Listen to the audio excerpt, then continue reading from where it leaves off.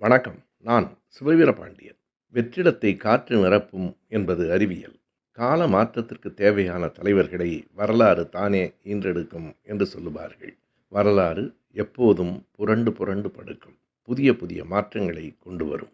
எனவே அது தானாக நடக்கும் என்று நம்புவது ஒரு வகை. எப்போதும் அப்படி நடந்து விடாது. தானாய் எல்லாம் மாறும் என்பது பழைய பொய்யடா என்று பட்டுக்கோட்டை கல்யாண சுந்தரம் ஓரிடத்தில் எழுதுவார். அப்படித்தான் லெனினும், அதாவது சோவியத்தினுடைய அதிபராக இருந்த புரட்சியாளர் லெனினும் ஒரு முறை சொன்னார், history needs sometimes a push என்று சொன்னார். சம்டைம்ஸ், எல்லா நேரங்களிலும் இல்லை. History needs a push. சில வேளைகளில் வரலாறு பின்னாலிருந்து கொஞ்சம் தள்ளிவிடப்பட வேண்டியதாக இருக்கிறது என்று சொன்னார். உண்மைதான். தானாக எல்லாம் நடந்து விடாது. பல மாற்றங்களை நாம் கொண்டு வர முயற்சி செய்ய வேண்டும். நம்முடைய பங்கு அதில் இருக்கிறது. புரட்சியாளர்களினுடைய முயற்சியில்தான் கால மாற்றங்கள் நடைபெற்றிருக்கின்றன. லெனின் சொல்வது சரிதான்.